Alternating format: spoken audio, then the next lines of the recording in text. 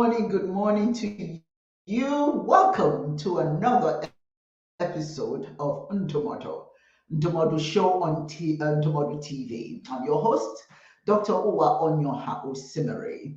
Ntomoto, for those who don't know, is Igbo Nigerian for words of wisdom that I share with you to add to your repertoire.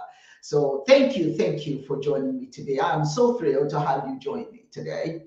Now, whether you're tuning in for the first time or you're tuning in from on your way to some kind of event, during your commute, working out, or just relaxing at home, I appreciate you joining the conversation today. Thank you for making the time. Unfortunately, I have a gloomy episode lined up for you today. Uh, let's just go on and dive right into it. It is the flooding in Maiduguri, Nigeria. This community has experienced flooding in the past. So this is not particularly a new event in Nigeria for this particular community. Tragically, it has happened again. I just want to show you a little bit of the picture of what is going on there. This is an aerial view of Maiduguri, Nigeria, where this flooding has occurred. And it's a tragedy that it has occurred. It occurred in the past, and unfortunately, the flooding has not been necessarily addressed properly as it should be. So here we are again. People are suffering. There's a lot of suffering. A lot of people have no food to eat. They're wading through water sometimes. As a matter of fact, my understanding is that this happened at night when the people were sleeping. Was during their sleep that weren't warned about it. They weren't told anything was going to happen. The dam broke, and that was it. Water flooded everywhere, and many people were swept away and died, obviously. And that is just so sad to know that this has that they were not warned. And for me personally, I have a program that I run in Nigeria, the African Women Mobilization Commission, and we have an IDPs camp, internally displaced people's camp, and we have some young people there that we provide feeding opportunities. We feed them, we educate them, and we have some women that we teach how to make things so they can earn income for themselves. But unfortunately, they say that the camp was washed away as well. So right now we're struggling to find out what has happened to the individuals in the IDPs camps that we take care of. We have quite a number of young people, women, and so it's quite frightening right now because we don't know what has happened to them. Hopefully, the national director of our organization, the African Women Mobilization Commission, has been asked to go to see if she can get anywhere near where she can determine what has happened to those individuals that we take care of. So we're waiting to hear from her, and hopefully she'll come back and tell us that the people are, they are found. As you can see, the water is well above the heads of, well above the windows of many houses. People are wading through water. It's just a big tragedy. And so we are worried. Certainly, I'm very, very worried about the organization, the people that I take care of in Nigeria. I'm praying that the national director will come back and tell us that she has found, the individuals that we take care of and they're all well. I don't know. That really is it's a heartbreak. It's a heartbreak what has happened there. And then, like I said earlier, it's not like it hasn't happened before. It's not like it hasn't happened before. The question is, what has been done? What has the government done to ensure that should this happen again, it's happening all over the world, climate change. But in this case, it wasn't necessarily climate change. It was more related to the dam breaking, Um, so it's not like something that we didn't know about. We've experienced it before. And certainly what happens is if something is going to happen, if something has happened before, then you want to ensure that it doesn't happen again. You have to put things in order. You know, what does it mean? What does it mean if we have done whatever they have done to correct what happened in the past by not paying attention to the possibility of this happening again? Whatever, what it does is it just reverses all the achievements that have been made in the past to correct the past flooding. This is where good leaders are so necessary. Good leaders need to pay attention. If it's happened before, that means it could happen again. So you put all kinds of things in place to ensure that people are protected, that if it happens again, you're prepared. Natural disasters will happen, natural disasters or man-made disasters. But what's important is how leaders address after it does happen, so that they ensure it doesn't happen again, that we're prepared for it. So this is very, very sad. But what I want to do is share a commentary by one of our well-known Nigerian journalists, Adiola Fayehun. I hope I'm pronouncing her name properly. But she's not very nice about this whole thing. And she's quite concerned that, and I share that concern of hers. She's saying that this thing could have been avoided. It could have been avoided. But let me just play a little bit of what she had to say, and then we'll continue with the conversation. And the biggest murderer in Nigeria is the government. I'll tell you why. The people of Maiduguri have been shouting for a long time now that the Alau Dam was collapsing. In fact, if you download Google Earth Pro, the Pro, you will see that the people were right, because this app allows you to go back in time to view high resolution satellite imagery of structures, any structure in the world. You can search for Alau Dam on that app. You can also use the coordinates that we have on the screen in case you don't find it by typing. Copy the coordinates on the screen, put it in that Google Earth Pro, and you will actually see that some part of the dam had collapsed since 2022, November 2022. This picture you are seeing right now was February 2022, before the dam started collapsing. So you will see the difference, and the date is at the top left corner. And also this was September 2022. Now this one was October 2022. It clearly flooded, and by November 2022 the structures had started collapsing. Some part of the dam had already collapsed. Now look at the before and after, so you know what we're talking about. And if you're wondering what had been holding the water back, it's the dikes. So a dike is a barrier used to regulate or hold water back. It's the walls built around a dam, so that if a dam is overflowing, that wall will now prevent it from getting to the people. But even with that, water had been overflowing gradually. And it's been raining a lot, so the water just kept piling up, and the residents had been shouting that there's water overflow from the dam, which poses a major threat to Maiduguri. People have been shouting, which is why a week ago, the governor finally sent a delegation, a high-powered delegation, that is what they call them, to go and assess the impact of the water overflow from the dam that people were complaining about. It is high-powered delegation because the secretary to Bornu state government led the delegation. The acting managing director of Chad Basin Development Authority was part of the delegation. The Bornu Geographic Information Service was represented in this delegation, as well as the State Emergency Management Agency, just to name a few. And they also took some engineers with them. But somehow, this high-powered delegation came back with a report that there was nothing to worry about. Nothing to worry about, she said. So they had the high-powered officials go to check it out, and they still came back and said that nothing happened. Let me just speak a little bit about leadership and what it looks like, at least what it should look like. Leaders are not perfect. Leaders are not perfect. They're human. They make mistakes. We understand that. But these kinds of things is what should keep leaders awake at night. What do I do to ensure that the citizens are safe? Because literally, You have their lives in your hands. You have the resources. You have access to the resources. You can release or withhold the resources. So you need to know exactly what's going on, and those kinds of things that may very well hurt your community. Leadership is so critical.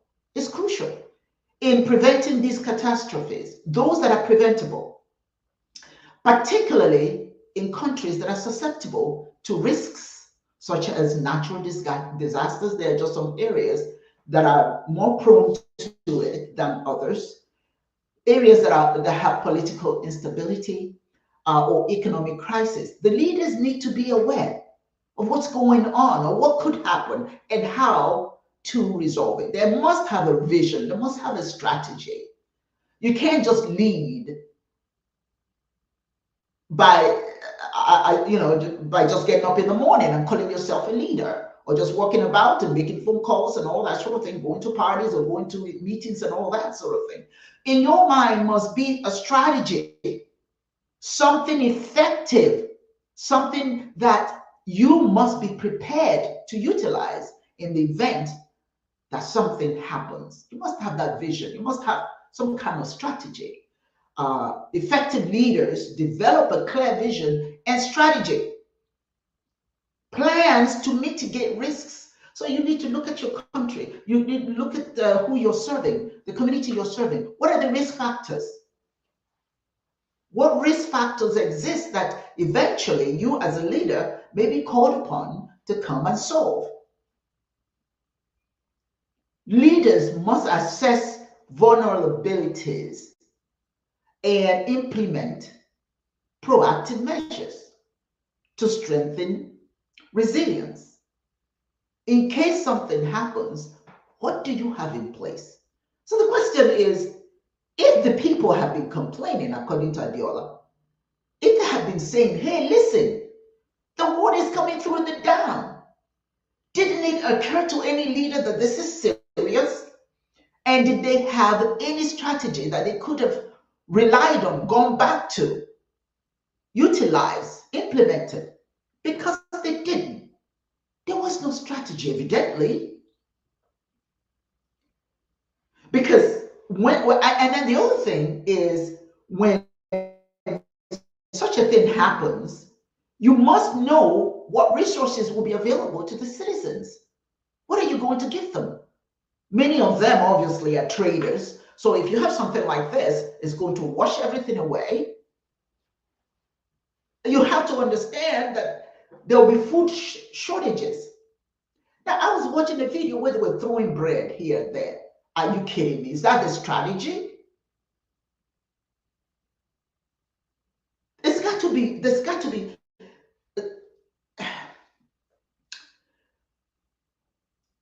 Do they have funding? Is there any funding put aside for such a thing? What kind of technology is set up to be utilized in the event of such a catastrophe? And what kind of human capital is put in place? Who are we going to come? Where's the military? I'm looking at this and I'm saying, okay, where's the military? Who's supposed to be helping these people?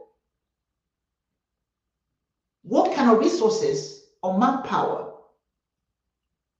has been put aside for effective disaster preparedness? Disaster preparedness and response. I just showed you people in boats,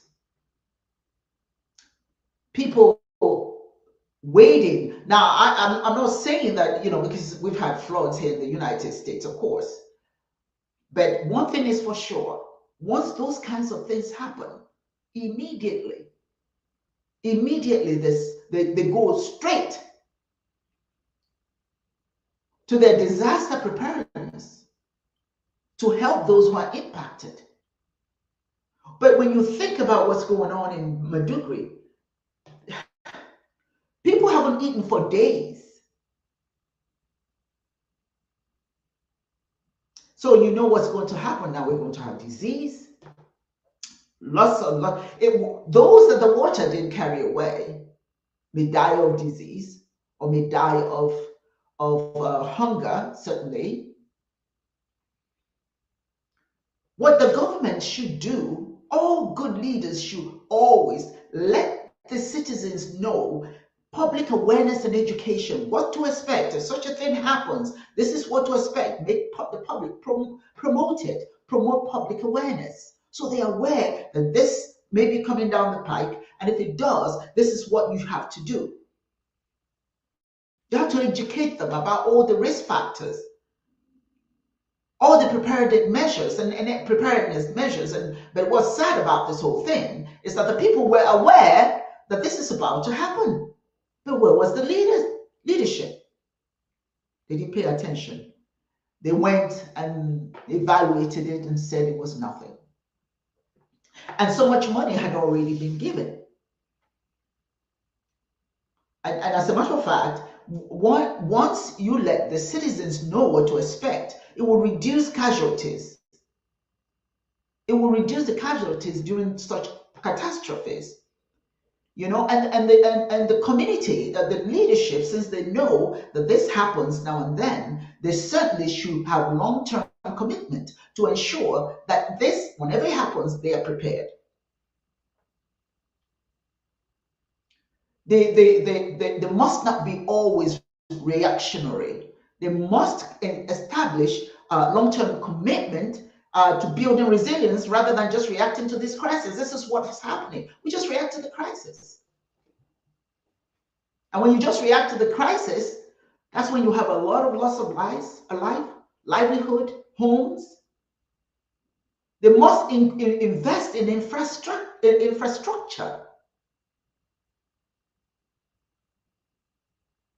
You know, unfortunately, most people cannot afford to build their homes appropriately. The government should know that, should know what the consequences will be for these people, and work hard at developing, community development. This is where the funds that the country has should go to help the people who are vulnerable, particularly these people who are living in shacks. There's got to be something put in place to ensure that if their things are washed away, there's an alternative. I mean, we shouldn't even wait till their things till they're washed away or their homes and business are washed away. We must put whatever processes, whatever programs in place, whatever community development in place, so to ensure that this doesn't happen again. This has happened before, and here we go. Here we are again. It's going to happen again for sure, because my understanding is that Cameroon is talking about opening the dam. You can imagine that the tragic flooding in Nigeria is going to get worse. It's going to get worse. There are all kinds of things that cause these things, but I'm talking about in this particular issue. It is flooding. Now, Cameroon is opening a dam. The Lagdo, I don't know if I'm pronouncing it properly, but the Lagdo Dam in Cameroon is going to be opened. That's going to pose additional dangers to downstream countries such as Nigeria. Nigeria is already flooded. Now it's not going to just be Maiduguri. Study shows that it's going to be other parts of Nigeria that's going to suffer when the dam is opened by Cameroon, the Lagdo Dam. So it will just be additional flooding, excessive flooding. There are areas that are very close to Cameroon, the areas like Bornu River, so more homes are going to be swept away and damaged, infrastructure is going to be damaged, agricultural land, and that's what's so even worse is the agricultural land. This is what people depend on. And a lot of these people are business people. So it's not like they have anything. Many of them don't. Of course, it doesn't mean that the rich are not going to be impacted as well. Of course they are. But some of the rich have have funding somewhere that they can tap into. At least I would hope so. But what about the common man? These people are going to lose more of their livelihoods and face challenges in assessing necessities, which obviously is going to lead to death, more deaths. They said about 100 people have died. Well, they're saying there's going to be much more than that. And when you consider how are they counting the people? These people are washed away, so you don't know. Like I said earlier, we have the IDPs camp where we have a lot of thousands of people in there. We don't know what has happened to them. Those camps were washed away. Parts of it anyway. I don't know what part. We're trying to see how we can get there. So it's just going to get worse. Erosion, of course, that's going to increase. So you're going to have soil erosion, that goes without saying. And this will be around or all around the riverbanks, and obviously it's going to affect the stability of the land and make it difficult, for people to farm, because there'll be loss of arable land to farm. This is just this the flooding is not going to just receding waters is not going to solve the problem. It's not going to be the end of it. We're talking about extensive damage that may never be recovered. Extensive damage that may never be resolved. Because you're going to find that if people are impacted like this and they don't have arable land, they don't have the opportunity to restart their businesses, they're going to move away. The water quality issues will develop, lots of it, because what happens is rapid changes, rapid changes in the water flow can affect water quality, leading to pollution, sediment movement, and impacts on aquatic ecosystems. Oh my goodness, absolutely. The damage this is really, and people need to understand, you are responsible for the people you vote into office. You don't vote people into office because they are from your tribe. You don't vote people into office because they give you money. You want to vote people into office that will be able to meet the requirements for your survival. When something happens, they know what they're doing, they're able to assist you. But when we when we vote people into office based on our emotional ties to them, tribal ties to them, obviously we're opening ourselves for tragedy. We must have people who are qualified, not people who give us money to shut up and just vote for them. This is what you get. Now, I'm sure there are individuals who have tried, to some degree. But, well, the big picture tells you how much trying was done. Now, my understanding is that some of most of the animals in the zoos obviously have been swept away, have died. There are crocodiles in the water, and snakes in the water, which is quite challenging for those who are caught in this whole thing. So this is such a serious thing. And since it happened in the past, it's just disheartening. And I don't live in Nigeria right now. I'm a Nigerian, but I don't live at home. But it doesn't mean I don't feel for my people at home. And all of us who are Nigerians, we should ask ourselves, what do we do? We can't say it happened in Maiduguri. It didn't happen in my area. For now, it may not have happened in your area, but who's to say? We have a tendency when something happens outside of Nigeria, outside of our environment, we get excited and we support. But this is for those of us who are Nigerians. These are our people. These are our people. We need to come together and have some kind of event to raise funds to help those people. As Nigerians, if I call a meeting today, a Zoom meeting, and invite you to come so we can talk about raising funds for those people, would you do it? Probably not. I would hope so. It would be good.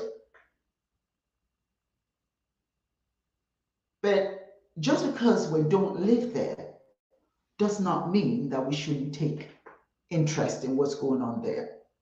I'm sure there are some people who are. But when you think about the impact on vulnerable communities, Think about the impact on agriculture. Most of our people are farmers. They depend on a reliable water levels for irrigation. Now, sudden changes obviously can disrupt their activities, make it difficult for them to farm. There'll be more hunger, and there will be loss of livestock, crop failures. So much can go wrong. It's already started, obviously, it's already going wrong. But this is why we must advocate for good leadership. Not that the leaders can necessarily stop everything, but this was avoidable. If the people had been complaining that this is going on, then the leaders should have paid close attention, particularly when there's been money allocated. My understanding is that there was money allocated, but it was mismanaged.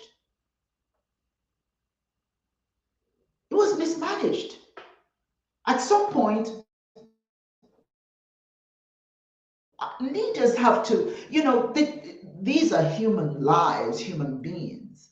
It's not enough to throw bread at them. It's not enough to throw. That's why leadership comes with responsibility, a sense of responsibility. If we know that this is going to happen, or happen in the past, then we should have been prepared for this to some degree. So look at all these people just moving around aimlessly. Where are they going? Where are they going?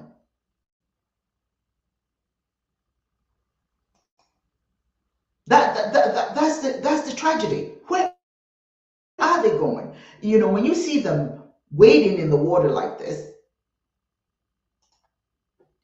where are they going? Just milling about. There's nothing. Many of them are going to starve to death. They've lost their businesses. Who really cares? Who cares about these people? When you look at that, the water is going to recede. Yes, ultimately, the water is going to recede.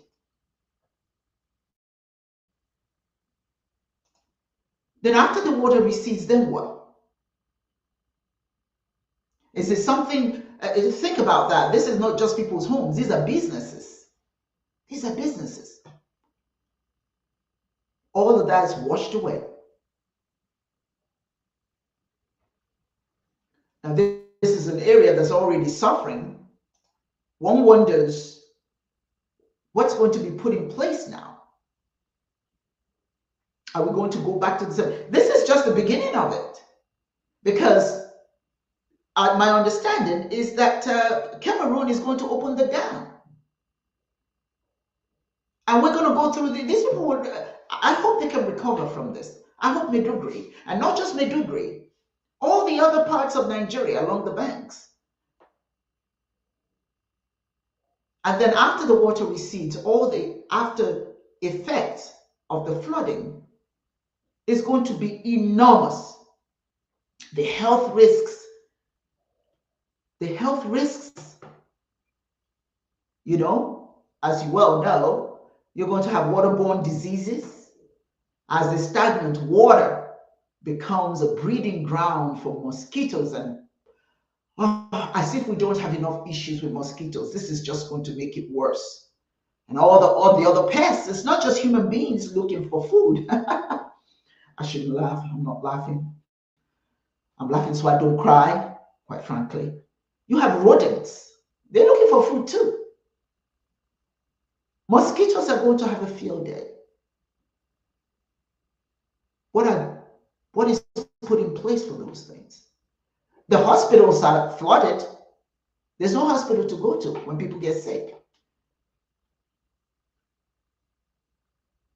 The food, they're going to lose the livestock. All farming activities going to be disrupted for a long time. So my question is for our leaders, besides throwing bread with them and looking, giving them this and that. What have you had planned ahead of time? Where are these people going to go? After a while, they can't survive. Human beings have to have food to survive. They need shelter from the elements. Where are they going to go? And this is just the beginning of it. When I see some of our leaders talking about, we have your back, we will support you, we will give you rice, we will give you this, we will give you the, oh, come on. These people don't, quite frankly, Nigerians are not looking for a handout. They're looking for an opportunity to exist, to survive. They're the most hardworking people. A Nigerian will turn a bag of rice into a big time business. They're not asking to be given bread thrown at them. Just prepare them for such eventualities and have some kind of strategy. When you look at this, there's no strategy. The economic consequences of this hasn't even started. The economic impact is going to be so severe. You know, already things are so high, so things are so expensive. Now, the only thing that these people use to get around are those who have boats. And boats are so expensive now. I understand that a small bag of rice is 80,000 naira. 80,000. Who can afford that? A bag of rice. There's nothing they can afford. These people could hardly afford anything, let alone, and then they're charging them thousands of naira for a ride in the boat. To where? To higher grounds, yes. But there's nothing at the end of the rainbow. If they are lucky, there are some areas that still have a marketplace or whatever. But the problem with that is, with all that, is it enough for the throngs? They talk about over 400,000, possibly million people are displaced. Do you know what it is for 1 million people, 400 to 1 million people to be displaced? Where are you going to get that food when there's no farming? And how serious is the government? How serious? I should be very prepared. Governments should be very prepared. Here in America, you have FEMA. I'm not saying that we should have FEMA, but we should have something certainly close to it. Nigeria is not a poor country. Nigeria has what it takes to take care of its people, but the leaders need to see the people as worthy of being taken care of. Allowing these people to suffer is one challenge after the other. Either they can't get gasoline or to cook with or to drive, or there's no food. Food is extremely expensive. Now this challenge is Maiduguri. Oh, but it's coming. It's going to be more than that. Any part of Nigeria that's damaged like this is one too many. Because those people who are displaced are going to go to the next stressed community. And it goes on and on and on. And the tragedy about human behavior, unfortunately, we've just lost all compassion for our fellow human beings. When you see them as the other, when you see them coming in, you're threatened, oh, they're coming to take your things. This is the time Nigerians should really go beyond tribe. We need to see people. We need to see our people. We don't need to see Hausa or Yoruba or Efik or Igbo.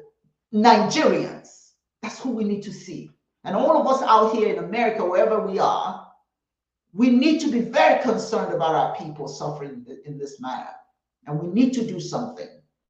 Me and my group, we're going to be putting some programming together so that we can reach out to as many people as we can.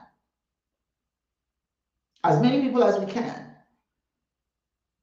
We're putting together a program that's going to help us. First of all, we want to find and make sure that the IDPs camp, the people that we were helping originally, are still there, are at least survived. Who knows? We don't know. And that bothers the heck out of me. Just the thought of those beautiful children that we've been helping. The schools are washed away. Finally, they got an opportunity to start going to school, and now the schools are washed away. Forget the school. Are they alive? That's what I would like to know.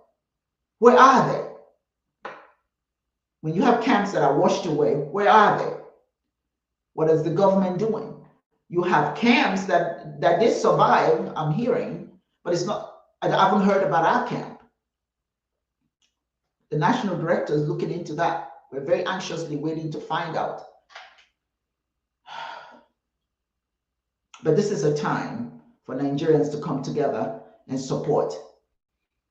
The dams opening can have a significant, devastating effects on Nigeria. Not just Madukri, the whole of Nigeria. If they don't get a handle of this, they have to. This has got to become a priority. We are in Nigeria is flood-prone region. Africa in totality must look at what's going on. How do we react when we have disasters? And the leaders need to be kind to the citizens. These are human beings that have feelings, they have children, they have aspirations, they want to live, they want to survive, but they're depending on the leaders. This is so devastating when just looking at what's going on in Nigeria right now. We have to be able to, our leadership have to be able to mitigate the risks. They have to communicate, particularly Cameroon and Nigeria. They need to communicate with each other because they're in control of those dams. And make sure that the individuals that are responsible for taking care of the dam are qualified, and that the money is spent. Once the money is allocated, then we need to check on it and make sure it's being used for the purpose. Would this happen again? Of course. It happened in the past. It's going to happen again. It's going to happen again. That's just the bottom line. Are we prepared? We're not prepared. I say that we're not prepared because it happened before, and we are right back to where we were when it happened before. Kaduna had it. Lagos State had it. Many parts of Nigeria have experienced flooding. But what have we done? What have we done to prevent it, to prepare the citizens for this kind of tragedy happening? And if it does happen, they need to know where to go. This is where you go should this happen. Well, you may not have transportation. Do we have canoes? Do we have a stockpile of canoes? Where would they go? Where do they need to go to find food? Of course, you never know what areas will be impacted. Obviously, the government houses and the government buildings, and where you pretty much make all the decisions and what have you, that could be impacted as well. I get that. But even at that, we still need to know what to do. We still need to know what to do. We cannot leave things to chance. Our people deserve better. Our people deserve better. Our people don't have to struggle like this. Our leadership have a responsibility, because to be clear, what we have right now is the flood itself. Soon is going to recede, hopefully quickly. But then after it recedes, there's still going to be problems. Are we ready to handle those problems? What are we saying to our people? How are people going to handle it? The disease that's going to come? What do we have in place for that? Now, here we go again. We're going to have outside help. What about the government we have there? How prepared are they? How prepared are they for the diseases, for the starvation, for the deaths? Where are they going to be buried? I mean, there's so much that leaders should do to prepare for such a thing. Now, they don't know how many people have died. I'm sure quite a number of them have died, but we don't know who those people are. We don't know where they are. But when the water recedes, that's when you're going to see dead bodies everywhere. Who's going to bury them? What are we going to do about decomposing bodies? What are we going to do about that? This is not just about the flood.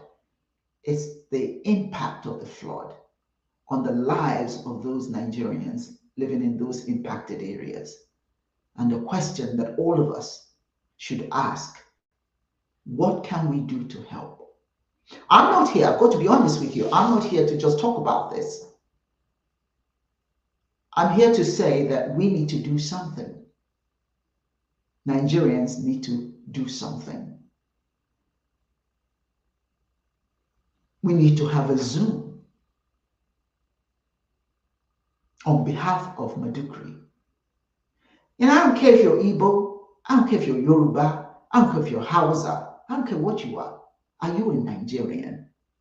Before we ask for outside help, we need to look within and ask ourselves, what can we do? When we go on television, on YouTube and all that stuff, we need to ask ourselves this question, wherever you are. Since you found out that this has happened to Nigerians, what have you said? Oh, this is what I'm going to do. How many Nigerians have made it a point of duty to ask, what can we do? Are we going to turn our backs again? These are our people. These our people need us. We can't just depend on the government. The government have a responsibility, yes, but we also are part of that government because we vote these people in. In a situation like this where there's flooding and people are being washed away and there's so much that's going to happen, then we need to ask ourselves, those of us who are not there, what can we do? What can we do? There's plenty that we can do. You can have a Zoom call and raise funds. You can go to your churches and ask your church members to make a donation. Find organizations, Nigerian organizations that are willing and able, are trustworthy. We are trustworthy people too.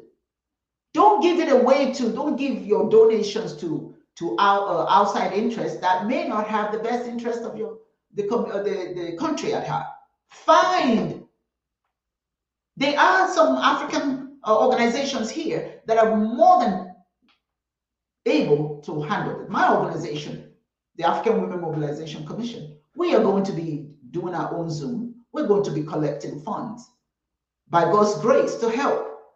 Are you a member? Are you a Nigerian who's a member of an organization? Then get your group together. Get your organization together. Have your own Zoom. Find out how you can help. Just because maybe it's not happening in your village doesn't mean you can help. Nigeria is Nigeria. When we separate, when we are no longer one Nigeria, then okay, you can do whatever you want to do. But as long as we're Nigerians, we need to put aside tribalism because this calls for our collective love and care for our people. Because guess what? Today is Medugri. Tomorrow it may be your village. It may be your own people. You don't know. Catastrophes happen because of climate change or such such as this dam breaking. And my fear is that as soon as they open the dam, Cameroon opens the dam, it's going to be something. I don't think they're coordinating with Nigeria. If they are, bless, thank God.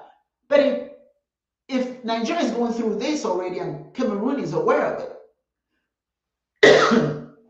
are they aware of the impact of opening their dam? Pardon me, please. That is the problem. That is definitely a problem that needs to be resolved. I'm going to take a quick break and I'll be right back, please.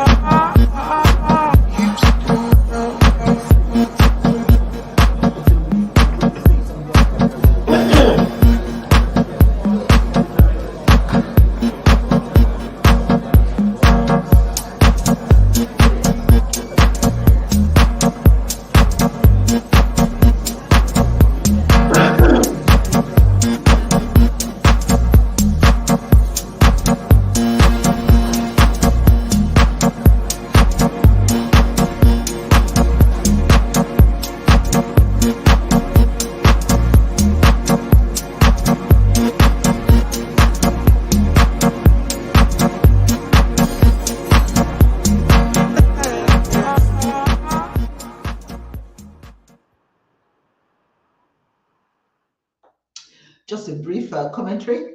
We are always looking for individuals to interview. Maybe you're an entrepreneur, a business person, a scientist, an educator. If you have something that you want to share with the community, we would love to hear from you. Go to the Ndumodu Show at gmail.com. The Ndumodu Show at gmail.com. I'll put that information here. We're looking for individuals to interview. And who knows, the next person may be you. And also, we have the Intermodal TV. That means that you can also do your program if you're a podcaster and you want a forum to use, so to speak, for your television show, for your YouTube show, or whatever it is that you want to promote. Intermodal TV also makes that available to you. So we would like to encourage you to join us. To join the Intermodal TV, and we can feature your organization. All right, and we'll just have to select what time is good for you to have your show on the Intermodal TV YouTube forum. All right. So anyway, I just want to end my commentary today with this comment. We have a responsibility, ladies and gentlemen, for our fellow man. We do. What affects other people may affect us tomorrow. Nobody is immune to natural disasters. Nobody. It happens to some people today, it may be you tomorrow. If you haven't thought about it, start thinking about it. Start today. Find out how you can help. Go online. As a matter of fact, if you go online, you'll see all kinds of organizations. Go online, you'll find out who is helping. I personally would like to see African organizations, Nigerian organizations, Igbo, Yoruba, Hausa, Efik, Ibibio, whatever. I would like to see us use our organizations. Have your Zoom meetings, please. Show some concern and consideration for your fellow man. Because these kinds of things, there's no way. I'm just going to show this again. That really moves me to see people waiting and the bad, oh my goodness, the bad part of this is the content in that water, the nature of that water. And some of them, when they get thirsty, they would start drinking that water. That's human nature. Whatever you have in front of you, that's what you're going to deal with. Now, I understand they have crocodiles. They killed some crocodiles, or is it alligators or something? Now you got snakes, snake bites. Now think about that. There's no hospital. So if you get snake bite, well, for the most part, unless it's not a dangerous snake, a poisonous one, for the most part, you're gone. You will lose your life. But let us be concerned, my brothers and sisters, about what goes on in Nigeria as Nigerians. Even though we're not there, we must care. We need to care. All of us have avenues through which we can help. I know I have mine, the African Women Mobilization Commission. We're going to be hosting something because we know we have a responsibility. I'm already working in Nigeria, but most of you work in Nigeria. Most of you have programs in Nigeria. This is the time to apply whatever it is you're doing, whatever opportunities that you have, whatever medium, whatever processes you can use to help these people. These are our people. That if that doesn't move you, I don't know what will. If these people's pain doesn't move you, I don't know what will. I'm looking at this gentleman, knowing that there are so many of him, so many people like him, wading through waters. You don't know what's in that water, because my understanding is that all the animals in the zoo have been swept away. But there's some animals that live in water, so they're probably in that water. And these people are, oh, whew, Lord have mercy. I tell you, I am praying. I know the prayer without action is a waste of time. They don't need our prayers, please, my people, please, please. Enough with the, because I was talking to somebody and she's telling me, oh, we're going to pray, please, please. They don't need your prayer. You don't think they're praying already? These are some praying folks right now. They don't need your prayer. They need your action. They need your kindness. Because that prayer can only manifest into reality through us, through another human being. This is the time that we help. We pray for the means to help them. But a man who's drowning does not need your prayer. A woman who's dying does not need your prayer. They need your help. So this is not the time to just pray. We can't pray this away. We can't pray this away. We can offer help in however way you can help. So I'm calling upon my brothers and sisters, wherever you are, please form your own. People get nervous when you tell them, oh, let's come together and do, okay. If you don't want to do that, that's okay. Nobody's going to force you. But do you have an organization that you're a part of and you can trust them? Then certainly let your organization help. Come up with some idea. Come up with a way that you can be you can offer effective help to these people. When I say I'm a Nigerian, I'm not just an Igbo Nigerian. I am a Nigerian. That means one hungry Nigerian woman is one too many. One hungry Nigerian man is one too many. One starving Nigerian child is one too many. And I don't give a darn what tribe they belong to. If they have an N in front of their citizenship, they're Nigerian. That matters to me. It should matter to you. Let's not just talk about other people's issues. Let's talk about ourselves. Nigeria needs us now, my brothers and sisters. They need us. They need us desperately. So please, I can't overstate it. Form your groups. Be a part of your group. Just do something. Do something. Don't talk about it. Be about it. You know that Savior you're talking about? That Savior is you. That Savior is you. When you prayed and prayed and prayed, if you're not paying attention, then you don't know that God is telling you, okay, I'm going to use you. I'm going to use you. People pray doesn't solve anything. all it does, it gives you the impetus to either do or to have the courage to hold on. And it doesn't solve the problem if somebody does not do something. So that leader we're waiting for, I've talked about what leaders should do, but we're the leaders too. In this situation, all of us are leaders. All of us are leaders. All of us have phones. Pick up a phone and call a brother, call a sister, call somebody. Say, hey, we've got a problem in Nigeria. What can we do? What can we do? Because you know what? God has already given us everything we need to solve this problem to some degree. And that is number one, get out, agitate for our leaders to do the right thing, to pay attention to the needs of the people. Agitate. Secondly, you can raise funds so that you can, whatever that community is, however we can get some food to them, because people are dying, people are starving. Somebody wrote me yesterday actually. Ma, I need money. I'm hungry. I haven't eaten for days. That, how many I can't save one person, but if I came together with my group, we can save a whole lot more. And you can do the same thing. Do you go to church? Go tell that pastor, enough with all the preaching. My people are hungry. Can you help? Go to your church. Go to your school. Go to wherever you work. Get their attention on our people for a change. We're so gracious to other people. We are so gracious to other people. But we need to be gracious to ourselves as well. Because guess what?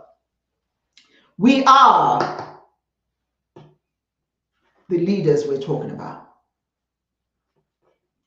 Pray if you must. But after praying, get to work. Prayer without action is a waste of time. I'm praying that you heard me, and I pray that you will become the instrument for healing, for helping these very desperate people.